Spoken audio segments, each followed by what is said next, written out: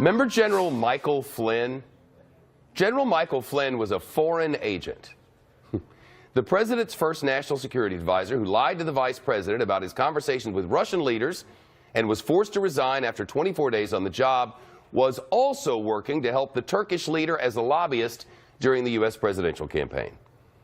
Michael Flynn now admits he was working to help Recep Erdogan, the authoritarian Turkish president, during the run-up to the United States election.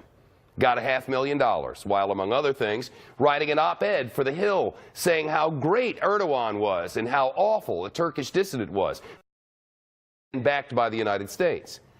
And he did that while we were deciding who would be our next president. And while he, the former Army Lieutenant General and intelligence chief, was on the campaign trail with Donald Trump, complaining about pay for play, as he was paid to play by a businessman in support of the Turkish leader whose voting base is Islamic voters. Lock her up. That's right. Yes, that's right. Lock her up. He chanted about Hillary Clinton. Lock her up. Before he was on the Trump transition team and before he became the national security advisor. Mike Flynn registered as a foreign agent, not before he became one last year, but night before last, retroactively.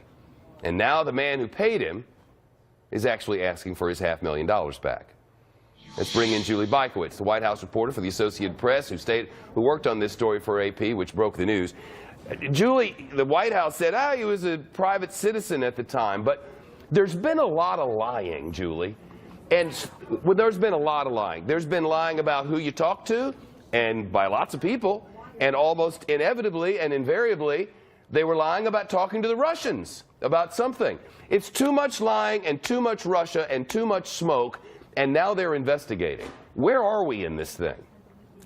Well, with regard to Mike Flynn, the big news out of today was, and it was rather surprising to hear White House Press Secretary Sean Spicer say that the White House wasn't aware during its vetting process of Mike Flynn that he had done work that could be construed as for the Turkish government.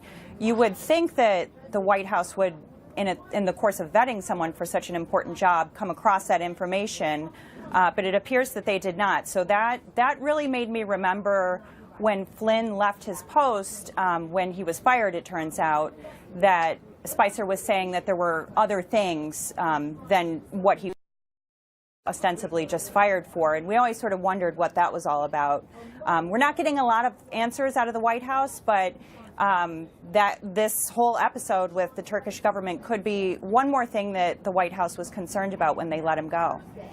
The president, as far as I can tell, hasn't answered questions on anything from reporters since this Russia story began building. He said Russia is a ruse, that it's all fake news, but that the leaks are real, something that really can't live together.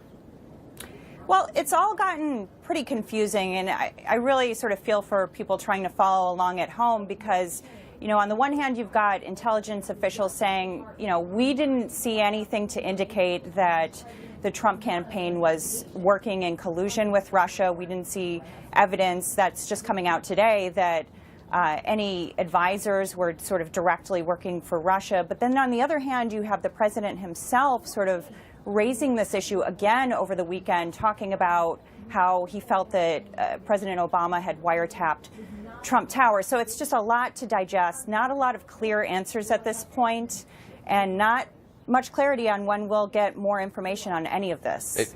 Are reporters still pressing the White House, pressuring the president and Sean Spicer and all the rest of them on this?